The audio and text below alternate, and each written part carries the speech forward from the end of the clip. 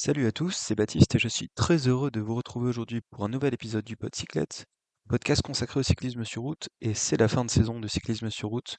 Je pense qu'on peut à peu près le dire, il reste quelques courses, le final du Tour de Guangxi, etc. Mais je pense qu'il est l'heure de dresser un premier bilan de la saison. Et donc pour cette année, je me suis dit que ce qu'on pouvait faire, c'était rebalayer les courses principales de la saison, celles qui avaient marqué le calendrier, et de s'en rappeler un peu et de tirer un bilan à propos de ces courses-là. Et ce que je vous propose, c'est que je suis quelqu'un qui aime beaucoup le cyclisme, et je m'y intéresse pas mal, mais je ne suis pas non plus un expert. Donc pour ça, on aura mon avis, mais on aura aussi l'avis des autres. Et donc l'avis des autres, ça sera l'avis des commentaires YouTube sur les résumés Eurosport. Donc ce sera toujours intéressant de voir certains points de vue, et ça permettra d'ouvrir un peu la discussion. Donc je disais, on va plutôt parler des courses principales du calendrier, celles qui ont un peu rythmé la saison. Là, pour ce premier épisode, on va aller sur les premières classiques de l'année. Donc on va commencer au Strade Bianche, on ira jusqu'à Paris-Roubaix. Et ensuite, la suite sera dans un autre épisode. Donc tout d'abord, on commence par l'Estrade Bianche, donc c'était il y a assez longtemps. Je ne sais pas si vous vous souvenez bien de la course. Enfin, je pense que vous en souvenez parce que j'ai pris que les courses les plus marquantes. Et donc c'était la victoire de Tadej Pogačar devant Tom Pidcock. Euh, une attaque de Pogačar à 78 km de l'arrivée, comme d'habitude, qui avait été suivie par Pidcock. Et ensuite, il y avait cette chute incroyable de Pogačar qui allait trop vite dans un virage en descente sur du gravier, qui s'est cassé la gueule à 50 km de l'arrivée. Pidcock là s'est dit: «Qu'est-ce que je fais? Est-ce que je l'attends ou pas?» Bon, finalement Pidcock a attendu Pogačar, mais on s'est bien rendu compte que ça n'aurait pas eu d'incidence sur la course, puisque Pogačar, même en ayant la moitié du cuissard déchiré, pardon, et le côté droit éraflé, a fini avec 1 minute 24 d'avance sur Tom Pidcock. Donc bon, c'est quand même dire la puissance du monsieur qui a déjà commencé à écraser la saison, à partir de ces Strade Bianche. Donc c'était une course, sympa à suivre, on va dire. Moi, j'étais quand même désabusé, on va pas se mentir, parce que on s'était dit: «L'Estrade Bianche 2024, c'est l'avènement du nouveau Pogačar. On verra ce qu'il va nous faire en 2025». Et force est de constater qu'en 2025, il est vraiment stratosphérique, parce qu'il attaque toujours à 80 km de l'arrivée, mais en plus, il se permet de chuter et d'aller gagner quand même. Alors qu'il est salement amoché, c'était vraiment une chute quand même à vive allure. Donc il finissait devant Pidcock, il y avait Tim Wellens qui prenait la troisième place, avec Ben Healy en quatrième position. Euh, voilà, première course de l'année, donc je vous propose qu'on regarde directement les commentaires qui ont été publiés sur les vidéos YouTube. Premier commentaire de Lucas Frère, donc Lucas Frère qui nous dit: «Le changement de vélo après la chute et la remontée, c'est juste flagrant, faut ouvrir les yeux. La feinte de changement juste après la chute, mais au final, c'est fait juste après. Bisounours». Alors si vous n'avez pas compris grand-chose, c'est normal, moi non plus. Surtout que ce commentaire a été publié il y a 2 mois, donc c'est-à-dire que Lucas Frère est revenu sur la vidéo pour dire ça. Et je pense qu'il parle de dopage mécanique à propos de Pogačar. Le changement de vélo, c'est ça qu'il dit, la feinte de changement, etc. de vélo. Bisounours. Donc apparemment, Pogačar fait du dopage mécanique, c'est pour ça qu'il a gagné l'Estrade Bianche, d'après Lucas Frère. Je pense quand même, Lucas, que c'est une super performance que tu nous sors ici, parce que toi, sur le résumé de la vidéo, là, il y a 2 mois, tu as réussi à voir quelque chose que tous les commissaires de l'UCI ont loupé, c'est que Pogačar avait bien évidemment un vélo électrique, mécanique, ce jour-là, et puis de toute façon, le changement de vélo, toi tu l'as vu dans le résumé, donc c'est sûr qu'il est dopé mécanique, Pogačar. Bon, évidemment, je rigole, mais c'est un peu risible de voir des commentaires comme ça, en parlant de dopage mécanique, à l'heure où tout est super contrôlé par l'UCI. Mais bref, c'était le premier commentaire, il n'y a pas toujours que des bons avis. Commentaire numéro 2 de Alex Sorel, qui dit: «Quel héros, je l'adore. A-t-il déjà tenté Paris-Roubaix? Je ne sais pas si un entraînement spécifique peut lui permettre de jouer cette course».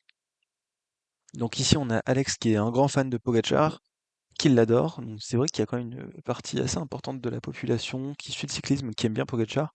Et là, il demande à juste titre, est-ce qu'il a déjà tenté Paris-Roubaix? Je ne sais pas si un entraînement spécifique pourrait lui permettre de jouer cette course. Et ben, c'est ce que tu verras plus tard dans la saison, parce que évidemment, Pogačar a participé à Paris-Roubaix, et c'est même très bien défendu. Donc c'était un commentaire qui était assez pertinent à l'époque. Ensuite, on a Damiano Pizzano, qui, contrairement à son nom, n'est pas italien. Je vais vous dire ce qu'il dit. Il dit: «Merci de parler du top 3 dans votre vidéo. Si c'était un Français, vous auriez parlé de lui pendant 10 minutes. Soyez objectif, s'il vous plaît». Donc oui, c'est un commentaire d'Eurosport. Et pourquoi est-ce qu'il dit top 3? Parce que le troisième, c'est Tim Wellens. Et j'ai l'impression, d'après la photo de profil de Damiano, qui pose avec Remco Evenepoel, qu'on a sur un Belge. Donc on a les premiers gens belges de cette session qui rage parce que Eurosport ne parle pas assez du troisième de cette course-là, donc qui était Tim Wellens. je le rappelle, l'équipier de Pogacar, alors qu'il y avait un super match entre Pogacar et Pidcock. Mais apparemment, d'après Damiano, on parle pas assez de la Belgique. Moi, je pense que c'est vraiment un complot. Donc voilà, soyez objectifs, s'il vous plaît. Merci.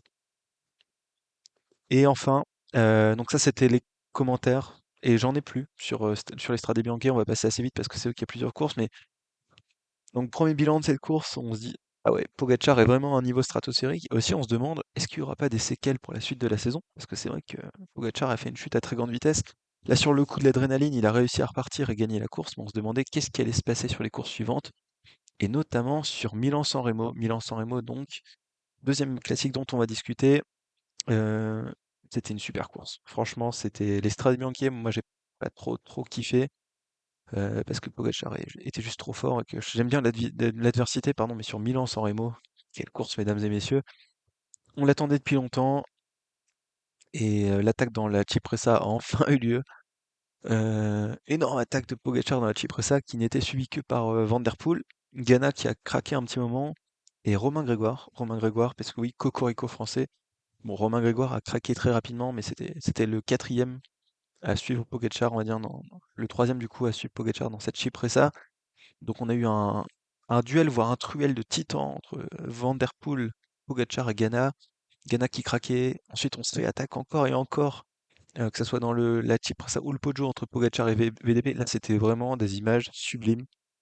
Un duel des deux champions du monde, comme ça, avec finalement Ghana qui revient de derrière pour faire un sprint à 3 et qui fait deuxième. Et moi, franchement, c'est une des images de la saison, je pense. On a du mal à s'en souvenir parce que c'était au mois de mars et qu'on est au mois d'octobre. Mais ce duel Pogacar-Van Der Poel, là, on a eu le premier acte dans San Remo et c'était peut-être le plus beau. Il se donnait coup pour coup dans ces deux petites ascensions qui sont pas très dures, mais il y avait une telle puissance qui se dégageait de ces coureurs, même de Filippo Ganna qui est revenu après, que c'était vraiment une course exceptionnelle. Enfin, moi, j'ai adoré ce Milan-San Remo. Finalement, c'est encore Van Der Poel qui gagne. Donc Pogacar, ce sera pas pour cette année, mais c'est une course que j'ai adorée. On passe aux commentaires des autres. Donc là, il y a la bicyclette d'Aslan qui dit: «Mais quelle course de Barjot sans déconner, les 3 titans à l'avant sont héroïques, chacun à leur manière. C'était un kiff absolu de suivre cette Primavera» et donc je pense que c'était vraiment, l'avis de pas mal de monde sur cette course-là. C'est vrai que Milan-San Remo, c'est très long. Parfois, c'est chiant d'attendre, les 10-20 derniers kilomètres pour qu'il se passe un truc, mais là, c'était un kiff absolu, l'enchaînement de Cipressa, Poggio, c'était peut-être les minutes les plus intenses de vélo de cette saison, donc c'est aussi l'avis de la bicyclette d'Aslan. Deuxième commentaire, bon bah là c'est un avis très avisé d'un certain Podcyclette qui dit: «Un duel magnifique entre deux très grands champions. Milan-San Remo déçoit rarement, mais cette année la tension a atteint des sommets qu'on a rarement tutoyés. Merci messieurs». Je suis d'accord avec ce Podcyclette, évidemment, je rigole, mais c'est vrai qu'en termes de tension cycliste, on a rarement eu quelque chose d'aussi fort cette saison, donc c'était une super course.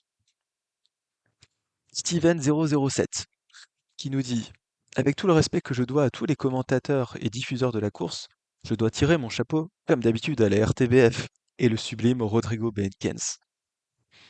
Bien sûr, commentaire sur un résumé Eurosport, donc on avait les commentaires d'Eurosport, et là on a Jean Belge qui revient, un autre Jean Belge pour dire: «Bravo à Rodrigo et à la RTBF.» Alors j'adore Rodrigo, j'adore la RTBF. Ils ont vraiment beaucoup d'émissions francophones qui sont super intéressantes, mais ça m'a bien fait rire de voir Jean Belge qui se débarque dans les commentaires d'Eurosport juste pour dire bravo Rodrigo quand même. Ça m'avait bien fait rire. Un autre commentaire de Samuel B qui dit, attention c'est un peu long: «Quel beau final et quel Mathieu Van Der Poel grandiose.» Jusque-là je suis d'accord avec lui. Le seul du peloton, entre parenthèses, avec le poissonnier danois sur les tours, à pouvoir emmerder un peu l'extraterrestre slovène. Mais bon, faut pas oublier non plus Remco. Entre parenthèses, je suis belge donc. Ah bah oui, parce qu'on s'en était pas rendu compte. Il est capable aussi. Et pas encore sur les grands tours, mais ça va venir. Mais sur certaines classiques ou des championnats, il peut les regarder dans les yeux tous les deux. J'attends d'ailleurs avec impatience un match pareil sur Liège-Bastogne-Liège, Remco versus Poggi. En 2023, avec la chute du Slovène, on n'y avait pas eu droit. Et avec la chute de Remco l'an dernier non plus. Bah merci Samuel, parce que c'est vrai que sur ce Milan-San Remo, on n'a pas eu trop de Belges. Donc c'est important que les Belges se signalent dans les commentaires. Donc un commentaire qui parle un petit peu de cette course, un peu de crachat sur, sur Vingegaard en passant en parlant du poissonnier danois. Et ensuite, un pavé sur Remco, bien évidemment. Bah oui, c'est vrai que Remco ne pouvait pas participer. On rappelle Remco qui a eu un accident en ce début d'année à l'entraînement, qui n'a pas pu participer aux premières courses de l'année. Et donc, il fallait en parler un petit peu. Donc, je te remercie, Samuel B. B pour Belge, probablement, de venir parler de Remco, parce que c'est vrai qu'on n'avait pas eu notre dose de Remco depuis le début de l'année. Autre commentaire de Jean-Marc Leroy qui dit merci à la RTBF. Bon, bah, sur un résumé Eurosport, merci à la RTBF. Très bien. Merci à la Belgique, en tout cas, d'être là. Ça fait plaisir. Et on a Hélène Backer qui a commenté il y a un mois, donc elle est revenue sur la course pour discuter un peu ça. Enfin, je suppose que c'est une femme, Hélène, qui dit Wat was dir Tor ein praktige Westreit kommen wir even zurückzuziehen. Enfin, je pense qu'il y a pas grand-chose à rajouter. Je suis archi d'accord avec elle. C'est tout pour ce Milan-San Remo, qui était vraiment le premier monument de l'année, donc une sacrée réussite. On passe directement à l'E3. Donc E3, première classique pavé, qui passe à peu près par les monts pavés du Tour des Flandres, qui est toujours un beau récital et qui est une course qui est franchement très plaisante à suivre tous les ans. Donc pour cette E3, qu'est-ce qu'on a eu? Eh ben, on a eu une énorme attaque de Pedersen dans le Tyenberg à 80 km de l'arrivée. Parce que oui, vous allez voir cette saison, enfin vous l'avez vu d'ailleurs, c'était la saison des attaques à 80 km. Donc Van Der Poel qui suit Pedersen et puis il y avait Filippo Ganna qui était pas très loin dans la roue. Finalement, Van Der Poel a lâché tout le monde dans le vieux Quarmont. Et ensuite, on a eu un énorme duel pardon, sous la pluie de 40 km avec les trois gaziers l'un après l'autre. Donc, c'est-à-dire Van Der Poel devant, Pedersen derrière, et puis ensuite Filippo Ganna, les trois qui roulaient tout seuls sous la pluie pendant 40 bornes. Voilà, ça c'est une belle course flandrienne comme on les aime. Et donc finalement, le classement final, c'était Van Der Poel devant Pedersen et Ganna. Et ensuite, on a vu un petit groupe avec Casper Pedersen pour la Soudal Quick-Step, Stuyven et Stefan Kung notamment. C'était une super course parce que on a eu un tel duel avec des gars sous la pluie là comme ça qui roulaient pendant super longtemps. C'était franchement tout ce qu'on kiffe dans les courses flandriennes. Bon, en termes de suspense, il faut dire que les 40 derniers kilomètres, c'était pas forcément les plus intéressants. Il y avait un peu de tension parce que chacun était seul avec sa machine pour se battre contre les éléments, contre les autres, contre le vent, la pluie. Mais c'est vrai qu'après, les positions étaient assez figées. Mais c'est quand même une course que moi j'avais pas mal appréciée, qui témoignait quand même d'une très grande forme de Van Der Poel, de Pedersen aussi, mais quand même qui présageait un peu une domination de Pedersen et de Van Der Poel, pardon, pour ces classiques flandriennes. Donc je vous propose qu'on regarde directement les commentaires. Donc tout d'abord Pascal Pichon qui dit Bravo Mathieu, sous la protection de Poupou depuis son étoile. Alors là, on a eu Jean Belge sur les commentaires précédents. Cette fois-ci, on a Jean Français. Parce que c'est vrai que Mathieu Van Der Poel, il est quand même un peu français, hein, parce que son grand-père était français. Donc évidemment, Cocorico, victoire française sur cette 3 quasiment, grâce à Mathieu Van Der Poel, qui est, on le rappelle, le petit-fils de Raymond Poulidor. Donc voilà, merci Pascal Pichon, Jean Français, pour venir parler un peu de ça dans les commentaires. Comme Boubou Team qui me dit bravo à Mathieu Van Der Poelidor, on est fiers de toi, papy il est aussi de là où il est. Et oui, parce que vive la France, mesdames et messieurs, Mathieu Van Der Poel a gagné le 3. Donc merci les Français en tout cas pour ces super commentaires. Un autre commentaire du pot de cyclette qui dit Mathieu simplement trop fort, félicitations champion. Dommage pour Pedersen. Est-ce que finalement ça serait pas lui le petit-fils de Poulidor? Parce que c'est vrai que Pedersen, il enchaînait les deuxièmes places et les malchances. Donc c'est ce que je me disais à l'époque. Finalement, c'est peut-être Pedersen plutôt que Van Der Poel, le petit-fils de Poulidor, parce que Van Der Poel faisait très rarement deux. Et aussi, le mauvais placement des Visma au pied du Tyenberg, c'était assez terrible.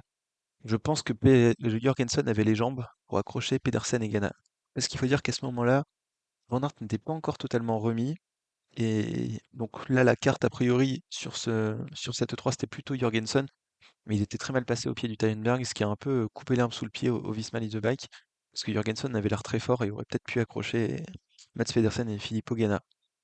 Et bref, un autre commentaire de Compulse qui dit c'est le petit-fils de Poulidor, le saviez-vous? Bah oui, Cocorico encore une fois. Je ne sais pas si vous étiez au courant, mais voilà, Mathieu Van Der Poel est en effet le petit-fils de Raymond Poulidor. Et ce à quoi lui a répondu Braza23, je pense que tout le monde le sait depuis longtemps, MDRR. Alors, je sais pas trop si Compulse faisait une blague ou pas, peut-être c'était un peu de second degré, mais donc Braza est venu très décidé pour lui dire, on le sait depuis très longtemps que c'est un petit-fils de Poulidor. Voilà, un super commentaire de Compulsé Brazza. Un autre commentaire qui dit toujours des casse-couilles pour rappeler qu'il est le petit-fils de Poulidor et non le fils d'Adri Van Der Poel avant tout. Ça, c'est François Bouard. Bon, bah, François Bouard, il a un nom bien français, mais a priori, il en a marre des gens français qui arrêtent pas de dire. Vous saviez que Van Der Poel était le petit-fils de Poulidor? Et c'est vrai qu'il a pas totalement tort, parce que c'est vrai qu'avant d'être le petit-fils de Poulidor, c'est le fils d'Adri Van Der Poel. Pourquoi est-ce qu'on n'a pas plein de Néerlandais, bah non, mais je suis bête, qui nous disent c'est avant tout le fils d'Adri Van Der Poel, parce que Mathieu Van Der Poel est aussi néerlandais. Et bref, c'est vrai que c'est quand même assez rigolo côté français, on n'a pas grand monde pour briller sur les classiques ces derniers temps, et ça nous fait toujours plaisir de rappeler que Mathieu Van Der Poel est français quasiment. Alors là, une suite de commentaires, accrochez-vous bien.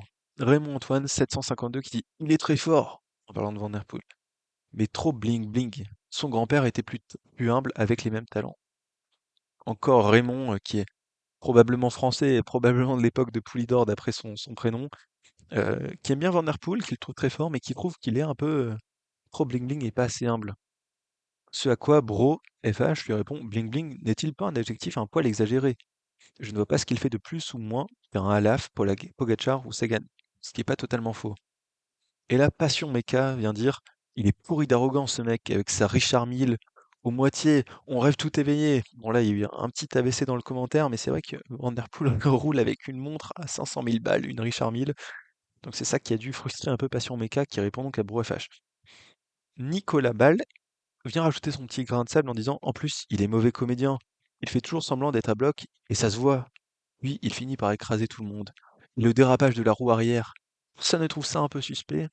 Et donc là, c'est la nouvelle couche de gens dopage mécanique.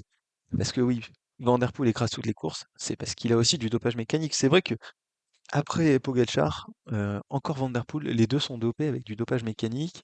Il y en a marre. L'UCI, il serait peut-être temps que vous regardiez un peu les vélos des champions, parce que là, il y en a marre.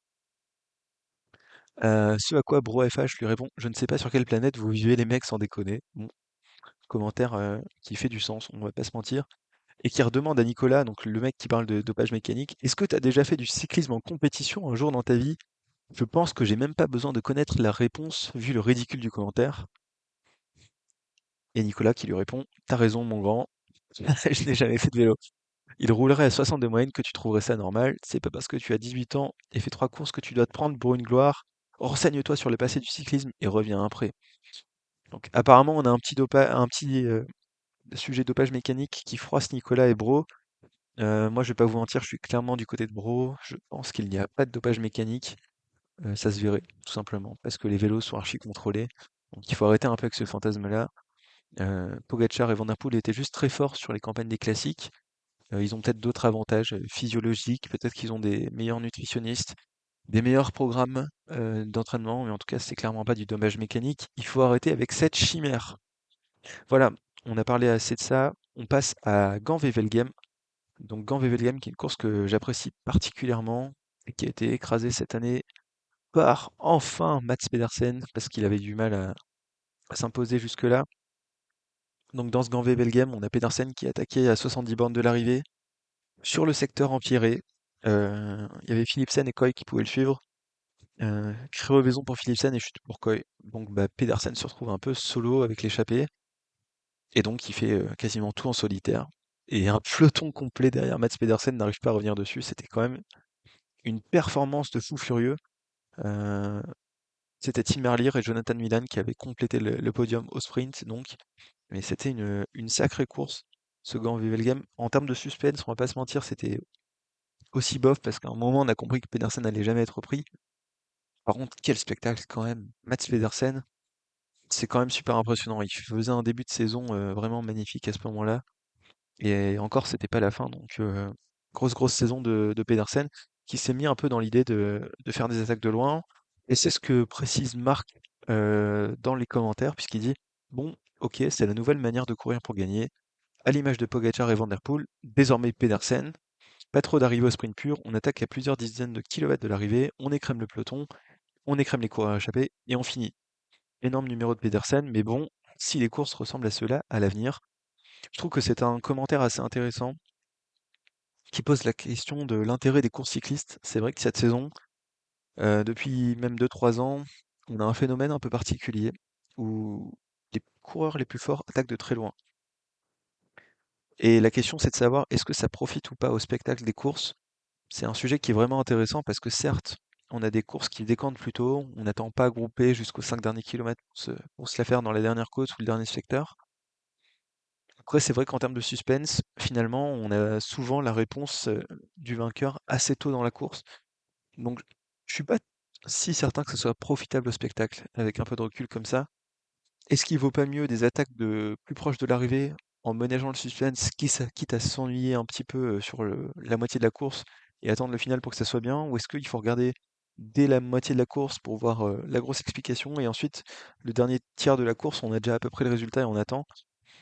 Je pense que c'est quand même mieux d'attaquer loin, mais c'est vrai que je suis pas totalement certain qu'en termes de suspense et de plaisir télé, on soit forcément meilleur que ce qui se passait avant, on attaquait plus proche de l'arrivée. Voilà, je sais pas ce que vous en pensez, mais c'est une réflexion que j'ai depuis pas mal de temps. On parle beaucoup de panache, mais en fait, c'est beaucoup quand même les mêmes coureurs qui s'imposent. Et donc là, ils sont cités, Pogacar, Van Der Poel, Pedersen, à chaque fois en attaquant de très loin. Et en termes de suspense des courses, c'est vrai que c'est régulièrement plié assez rapidement, à moins qu'il y ait plusieurs de ces gars-là qui puissent s'écharper les uns entre les autres. Et ça pose aussi la question de la place pour les autres coureurs, parce que c'est vrai que c'est toujours les mêmes coureurs qui s'imposent. Donc je pense que c'est un commentaire assez intéressant. Il n'y avait pas tant de commentaires sur Gand-Wevelgem intéressants, donc on passe à la suite.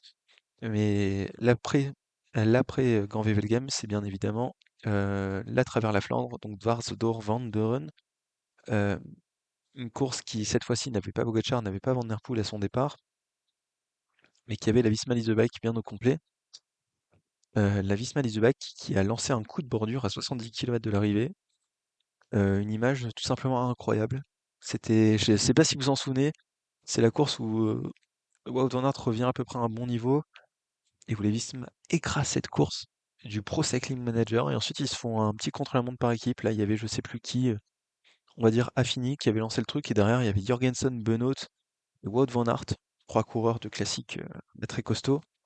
Les gars se sont regroupés à trois et ont fait un contre-la-montre par équipe. Il y a que Nelson Poles qui a pu les suivre, Nelson Poles qui était présent dans l'échappée du jour et qui a été rattrapé à un moment. Nelson Poles qui a profité du fait que Dwarstor Van der Run, c'est pas le parcours le plus difficile.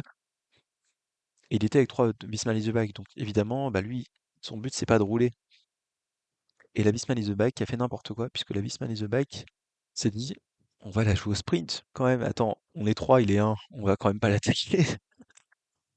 On va la jouer au sprint, bien sûr. En plus, on a Wout van Aert qui va très vite au sprint, mais Wout van Aert qui revient de blessure, Wout van Aert qui n'a plus du tout de confiance en lui. On sait que la confiance, c'est quand même un élément super déterminant pour le sprint. Il y a qu'à voir Paul Magnier ces derniers temps. Il écrase la Crow Race.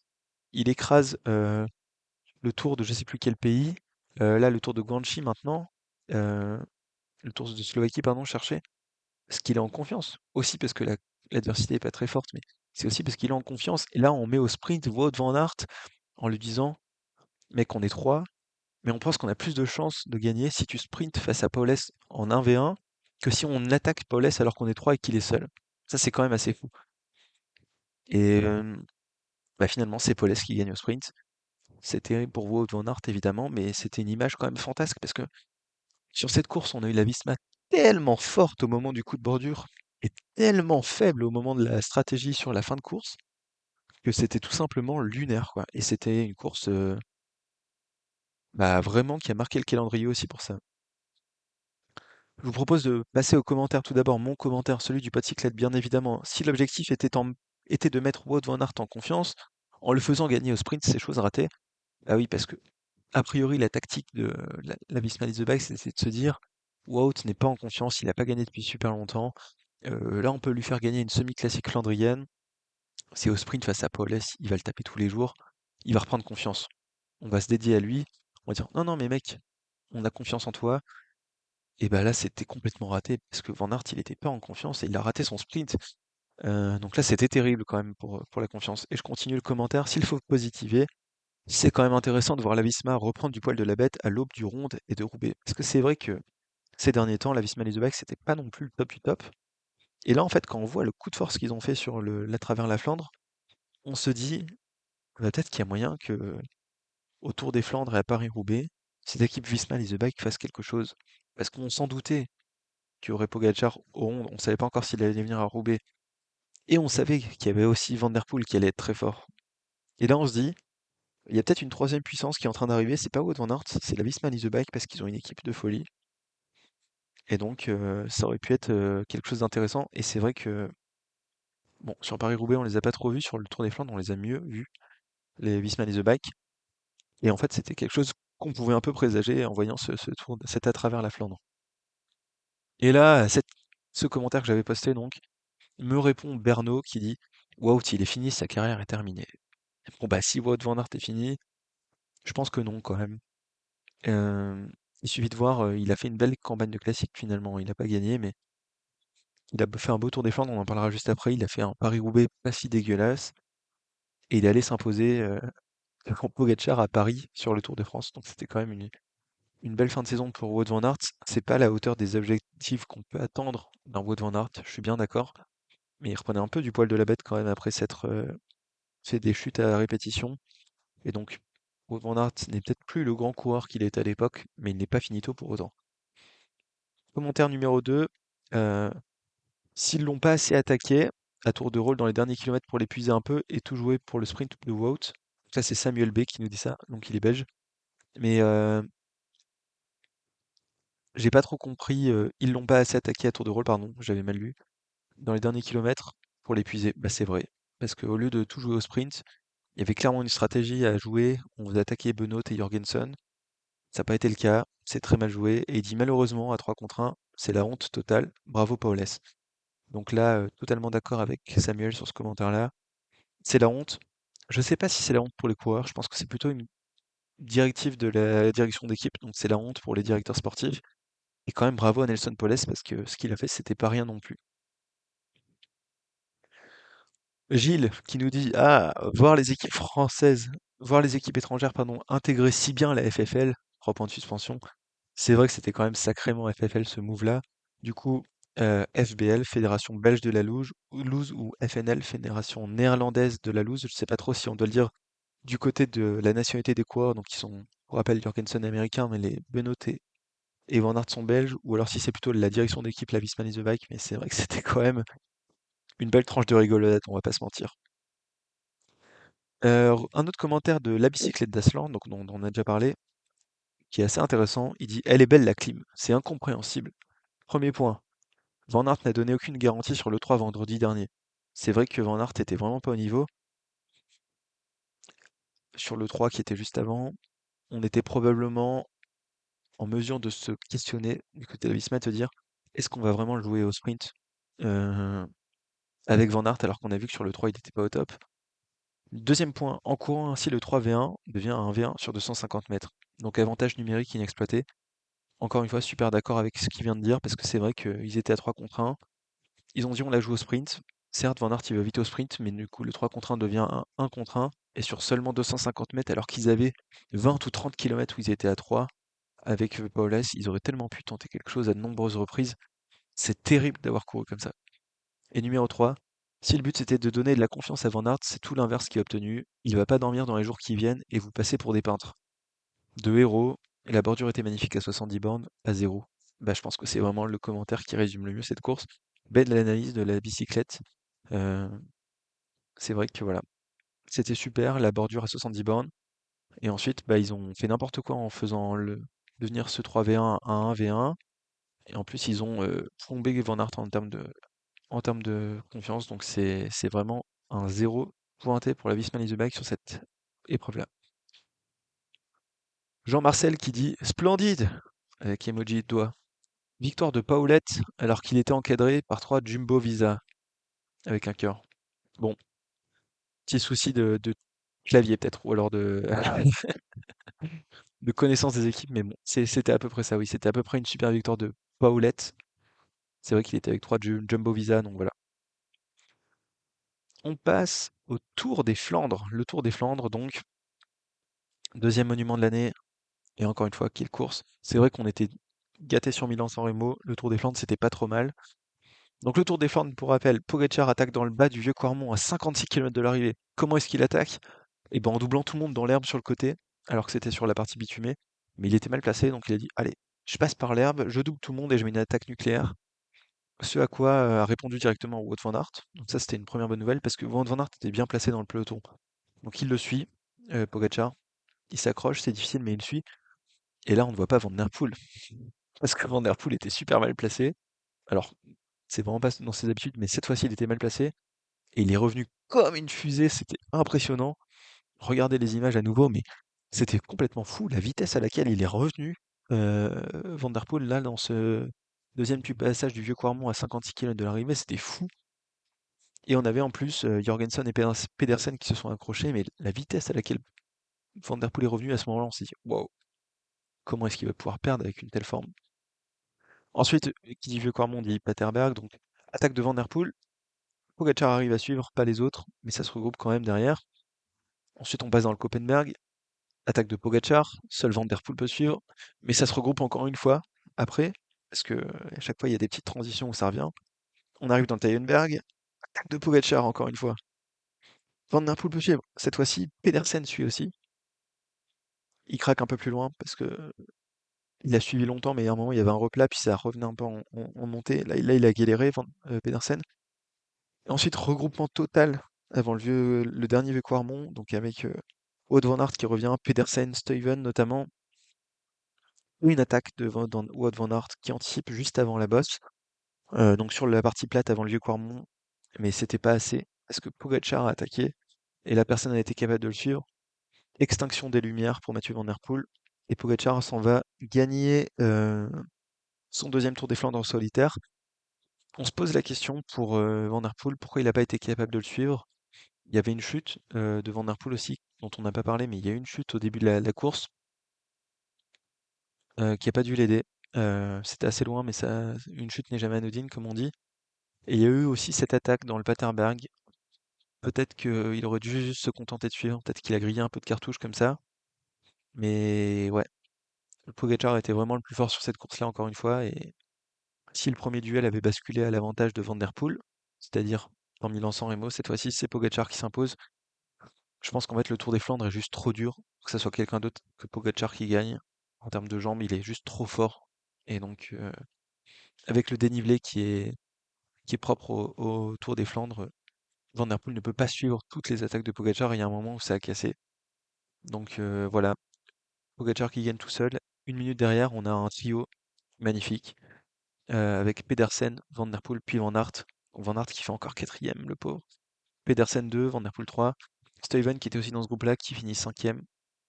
Et après, un peu plus loin, Benoît, Kung, Ghana, Garcia Cortina, Ballerini. C'était encore une fois la course des plus forts, hein. Là, y a rien à dire sur le Tour des Flandres. Ça parle toujours, c'est le meilleur qui gagne. Là, c'était Pogacar, avec un super trio derrière. En termes de tension dans cette course, il y a des moments où c'est regroupé, on sait dire ça peut revenir, etc. C'était quand même franchement passionnant à suivre.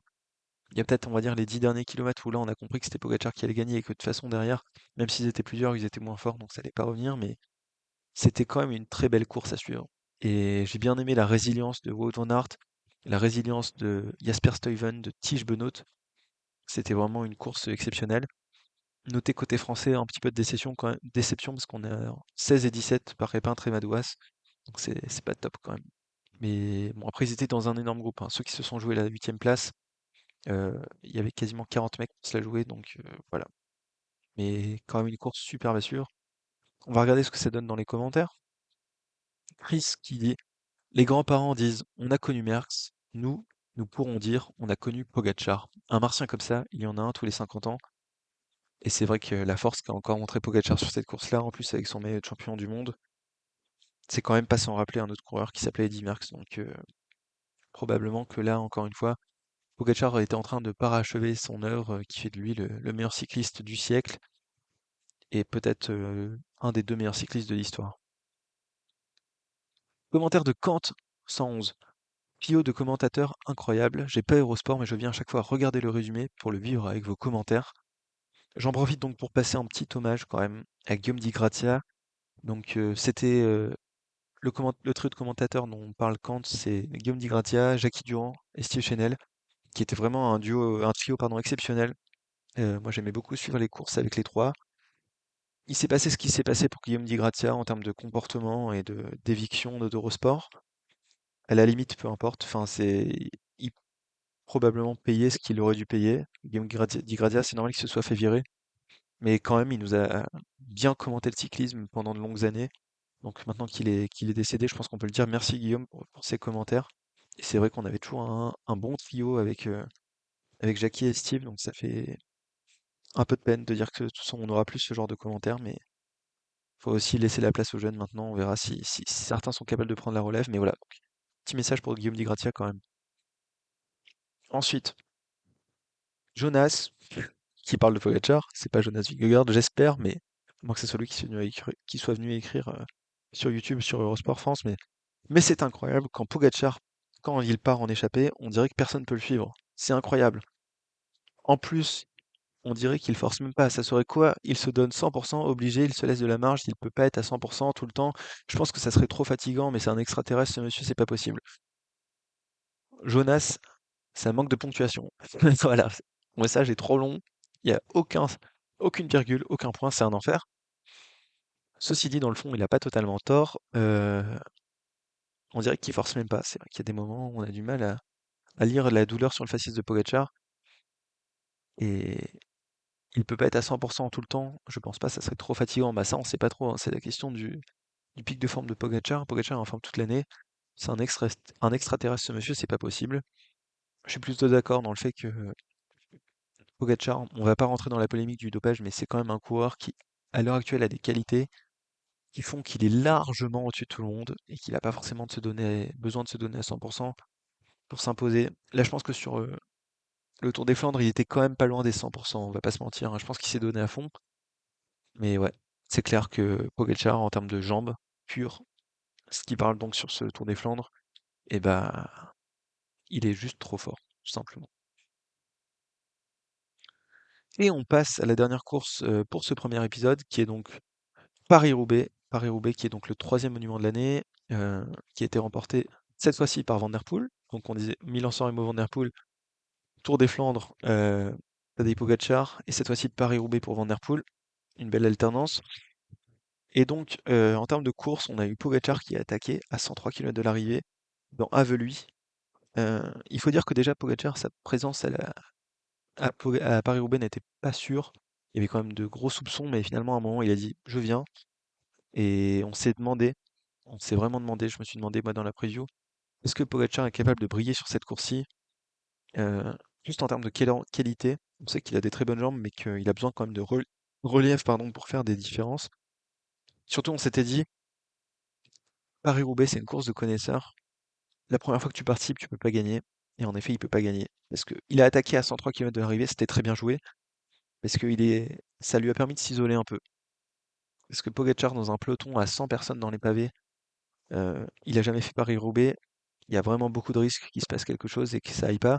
Donc il préfère s'isoler avec pas moins de coureurs pour faciliter un peu les choses. Et finalement, après la trouée d'Arambert, on a un groupe qui sort avec Pogacar, Van Der Poel, Philipsen, donc équipier de Van Der Poel, Mats Pedersen bien évidemment, et non pas Van Aert, mais Stéphane Bissegger de AG2R. Ça, c'était vraiment cool de voir Bissegger à ce niveau-là. Van Aert était un peu plus derrière, et à un moment, il a joué l'équipier pour Brennan, donc on a compris que Van Aert n'était pas dans une très bonne forme. Finalement, dans ce groupe de 5, Pedersen crève. Bah oui, je disais, c'est pas le petit-fils de Poulidor, c'est pas pour rien. Il crève, donc il est hors jeu. Stéphane Bissegger est lâché, donc Pogacar se retrouve avec deux Alpecin, Mathieu Van Der Poel et Philipsen. À un moment, on sent que Alpecin essaye de jouer un petit peu sur sa supériorité, mais on se rend très vite compte, et quand je dis on, c'est les spectateurs, comme Pogacar, que Philipsen, à court de jus, il est en dessous des deux autres, et finalement, il est très vite lâché. Et après arrive le grand duel entre Mathieu Van Der Poel et Pogacar. Et là, on se dit, bah, comment est-ce que Pogacar va réussir à battre Van Der Poel? Parce que là, il n'y a pas de dénivelé.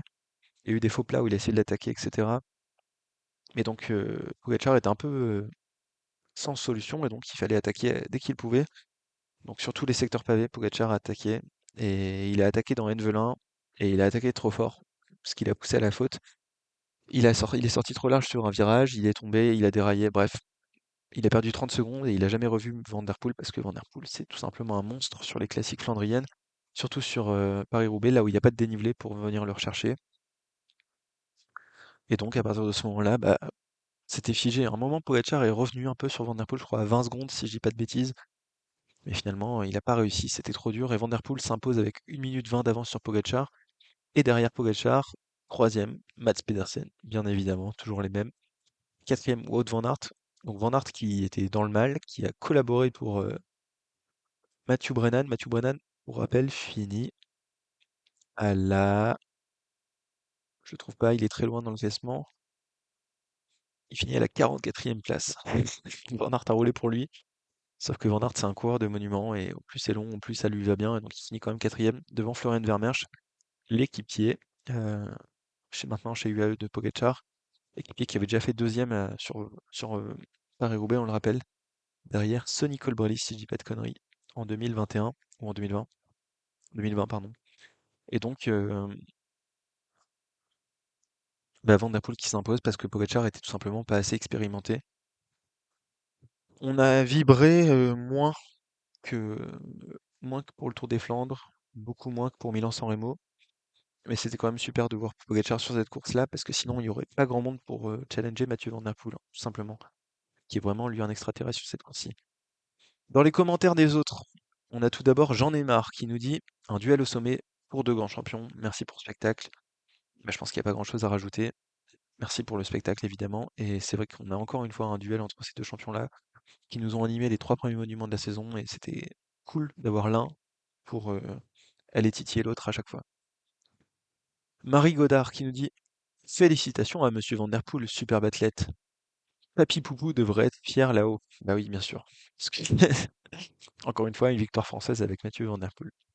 Bref, Miguel qui dit tous les spécialistes qui disaient que Pogacar était trop léger, qu'il serait pas dans le top 5, etc., etc. Bah oui, c'est vrai. Moi, j'étais dans les premiers à dire que Pogacar était trop léger pour cette course-là. J'aurais pas dit qu'il était hors du top 5 parce que c'était quand même une force phénoménale, mais moi, en plus, j'avais peur de son manque d'expérience sur cette course-ci.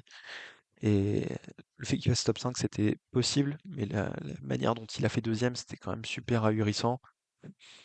Et c'est aussi ce que dit King Kong, puisqu'il dit il est ahurissant, en répondant à Miguel. Quel champion, c'est maintenant clair qu'il peut massacrer tout le monde sur Paris-Roubaix, comme il le fait partout ailleurs. En fait, son seul problème, c'est qu'il y a un autre extraterrestre avec Mathieu Van Der Poel. Sans lui, il aurait déjà les 5 monuments à son palmarès. Bon, Van Der Poel a 30 ans et Poggi 27. Si Poggi veut gagner tous les monuments, pardon, il faut ce qu'il reste à ce niveau encore. Il faut qu'il reste à ce niveau encore, pardon. Donc effectivement, ce que pointe King Kong, c'est que le problème pour l'instant pour Pogacar, c'est Mathieu Van Der Poel. Parce que si Pogacar ne gagne pas Milan-San Remo, c'est parce qu'à chaque fois il y a Van Der Poel dans sa roue, et s'il n'a pas gagné Paris-Roubaix cette année, c'est parce que Van Der Poel était trop fort. Et on voit bien que s'il n'y a pas Van Der Poel, pour l'instant, il n'y a personne dans le paysage cycliste qui est capable de rivaliser avec Pogacar sur ces deux courses-ci. Une chose qui est vraie, c'est que Van Der Poel, eh ben, il est plus vieux que Pogacar.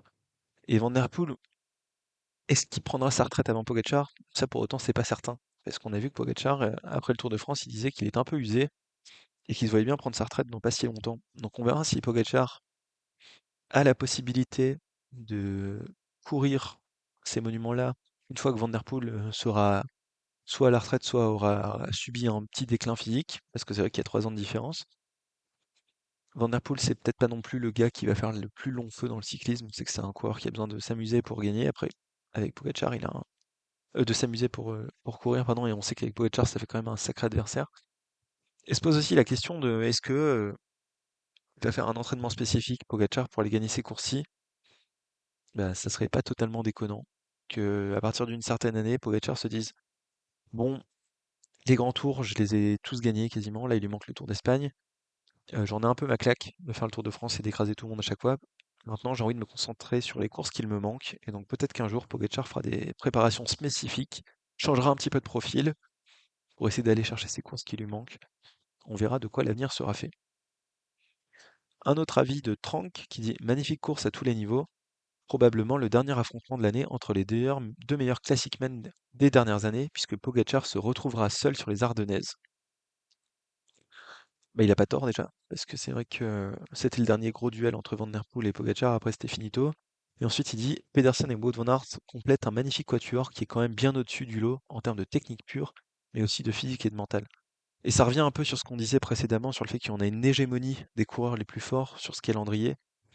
Et c'est vrai que Wout van Aert, c'était dans une moindre mesure parce qu'il a eu une saison un peu compliquée quand même. Mais s'il y a Pedersen, Pogacar ou Mathieu Van Der Poel au départ d'une course, c'est compliqué d'aller gagner quand même, on va pas se mentir. Ils sont en termes du lot, au-dessus du lot, en termes de technique pure, mais aussi de physique et de mental. Je dirais, technique pure, c'est seulement Van Der Poel. Mais en termes de physique et mental, Pedersen, Van Aert, Pogacar, Van Der Poel, c'est clairement au-dessus de tout le monde. Après, en termes de technique, c'est vrai qu'on a Pogacar qui est pas dégueu dans les descentes et tout. Il lui manque quand même un peu de technique sur les courses pavées, parce que c'est un coureur qui n'en a pas fait quand il était jeune. Mais ça vient petit à petit. Et Pogacar est un coureur qui apprend très vite. Donc je me fais pas trop de soucis pour lui sur Paris-Roubaix l'an prochain. Je pense qu'il aura appris de ses erreurs et il sera encore plus fort. Autre commentaire de Sédic qui dit la grande concentration et l'expérience de Matteo lui ont permis de remporter la course pour la troisième fois consécutive. Alors, il y a un truc qui est intéressant, c'est qu'effectivement, Van Der Poel a gagné pour la troisième fois consécutive. C'est quand même un sacré bonhomme sur Paris-Roubaix, Mathieu Van Der Poel. Par contre, non, c'est pas Matteo, hein, c'est bien Mathieu Sédic. Donc là, on n'a pas Jean français qui dit Mathieu côté français. On n'a pas Jean néerlandais qui dit bravo Mathieu Van Der Poel. On a Jean italien, peut-être, je sais pas, qui dit Matteo. Peut-être qu'il a des origines, je sais pas. On peut aller chercher dans ses ancêtres. Peut-être qu'il y a moyen d'aller chercher un ancêtre lointain côté italien. Parce que c'est vrai que l'Italie galère un petit peu sur les classiques ces derniers temps, même si on a eu Bettiol à un moment qui allait chercher le Tour des Flandres. Donc peut-être qu'il y a moyen aussi pour les Italiens de faire comme les Français et d'aller choper un lien de parenté un peu bizarre pour dire que Mathieu est Matteo et qu'il est donc un peu italien. Mais bref, donc voilà. En fait, peut-être que Mathieu Van Der Poel est italien. Vous aurez été les premiers à le savoir en ayant écouté ce podcast. Un autre commentaire de site web qui dit pendant ce temps, le poissonnier danois, objectif Tour de France et basta, le panache du Slovène, c'est la marque des grands champions. Alors déjà, je suis désolé parce que j'ai savonné ce commentaire, parce que je me suis fait opérer des dents de sagesse, bref, toute une histoire qui fait que j'ai un peu du mal à parler. Mais donc, site web qui nous dit le poissonnier danois, non mais toujours plus le poissonnier danois, objectif Tour de France et basta. Et bah oui, mais tu apprendras, site web, c'est déjà énorme de pouvoir gagner le Tour de France. Donc c'est tout à son honneur à Jonas Vingegaard d'essayer de gagner ce Tour de France, surtout quand il y a un Pogacar en face. Parce que s'il n'y avait pas le Danois Vingegaard, tu te ferais bien chier sur le Tour de France avec Pogacar tout seul. Donc c'est déjà cool que Pogacar ait un adversaire sur le Tour de France grâce à Vingegaard. Et tout le monde n'est pas Pogacar en fait. Pogacar, c'est pas une généralité. Pogacar, c'est une exception. Tout le monde ne peut pas aller gagner sur toutes les courses. On parle de Paris-Roubaix. Tu veux vraiment que Vingegaard aille chercher d'autres courses comme Paris-Roubaix? Bref, ça m'embête un peu ce mépris à chaque fois qu'il y a pour certains coureurs, certains spectateurs, pardon, à propos de Vingegaard. Oui, il ne fait que les grands tours, il fait que des courses par étapes, mais c'est déjà très bien. Et je pense qu'on peut le remercier parce que sans lui, sur le Tour de France, on s'ennuierait pas mal. Et ensuite, quand il parle le panache du Slovène, c'est la marque des grands champions. J'ai un avis un peu plus mitigé que ça. D'accord que sur Paris-Roubaix, c'est du panache parce que il va sur une course qui n'est pas adaptée à son profil, qu'il n'a jamais faite. Là, c'est du panache d'aller faire cette course-là. Il avait aucunement besoin d'aller sur cette course-ci. Son équipe, l'UAE, était contre le fait qu'il y aille. Et donc là, on peut que remercier Pogacar pour être venu sur cette course-là, Paris-Roubaix, et avoir mis un peu de suspense dans cette course-ci. Ceci dit, le reste du temps, c'est pas du panache de Pogacar, parce que Pogacar, il est juste plus fort que les autres. Et donc, certes, il gagne des courses comme les championnats du monde ou le Tour de France en attaquant de super loin, mais c'est pas du panache, parce qu'il est juste plus fort que les autres, et que le panache, c'est prendre des risques pour gagner. Sauf que là, Pogacar, il prend pas des risques pour gagner parce qu'il a déjà gagné quasiment avec les jambes qu'il a. Si tu veux, Pogacar, il a même pas besoin de réfléchir à une tactique, de faire des coups de panache parce qu'il est juste trop fort, tout simplement. Donc, je suis d'accord pour Paris-Roubaix, c'était du panache. Après, sur d'autres courses, j'en ai un peu marre qu'on parle de panache pour Pogacar alors que c'est juste que il appuie sur les pédales. C'est tout. Et il est le plus fort. Et c'est pas une honte de dire que c'est le plus fort. Même, c'est tout à son honneur. Mais on peut pas parler de panache. Je suis désolé. Donc voilà, c'était le débrief de Paris-Roubaix. On va s'arrêter là parce que ça fait déjà pas mal de temps qu'on enregistre, déjà 50 minutes. Je vous ferai d'autres épisodes probablement si j'ai la foi sur la suite de la saison. On verra donc pour les classiques ardennaises, les grands tours, les championnats, etc., le Tour de Lombardie. Mais ça faisait plaisir quand même de revenir un peu sur ces premières classiques de l'année. on a souvent tendance à oublier ce qui s'est passé au début de la saison quand on arrive à la fin. Et donc, je voulais quand même rappeler ces quelques courses, ces duels incroyables qu'on a eus entre Pogacar et Van Der Poel, notamment sur la Cipressa et le Poggio dans Milan-San Remo, mais aussi sur le Tour des Flandres et dans Paris-Roubaix. Je voudrais parler de ce qu'on a oublié un petit peu, c'est-à-dire le fait que Wout van Aert, il est venu de très loin et qu'il a fait des beaux efforts en ce début de saison, qui n'ont pas forcément payé avant le Tour de France, mais c'était quand même une belle chose. Je voudrais aussi parler donc de la présence de Pogacar à Paris-Roubaix, qui nous a semblé presque normal avec un peu de recul, mais c'était quand même un sacré exploit. Et donc voilà, c'est toutes ces choses que je voulais mettre en avant, même reparler un peu de l'événement Paulès contre les trois Visma. Ça date, on avait un peu oublié, mais je pense que ça fait partie du bilan de la saison. Et donc si on doit tirer un premier bilan euh, sur ce début de saison, je dirais qu'il est mitigé parce que on a eu un suspense ou alors un semblant de suspense sur les trois monuments. Sur Milan-San Remo, c'était un vrai suspense. Sur le Tour des Flandres, bon, finalement, Pogacar était vraiment trop fort, était pas jouable, mais on a eu une belle course quand même. Et à l'inverse, sur Paris-Roubaix, Van Der Poel était trop fort, mais on a eu une belle course quand même. Après, il y a quand même un truc qui me chagrine un peu, c'est que c'est toujours les mêmes noms. Donc on a parlé de toute la saison de classique. Heureusement que j'ai mentionné un peu Nelson Poles et Filippo Ganna, parce que sinon on a parlé que de Van Der Poel, Pedersen, Van Aert, Pogacar. Et c'est ce qui fait un peu la magie de notre époque, dans le sens où on a un combat entre des coureurs exceptionnels qui ont la chance de se retrouver à la même époque pour pouvoir s'affronter l'un et l'autre. Mais c'est un peu triste quand même pour tout le reste du peloton qui est totalement invisibilisé par cette hégémonie des coureurs les plus forts. Donc certes, ça nous fait un peu de spectacle, mais moi je reste un peu sur ma faim quand même.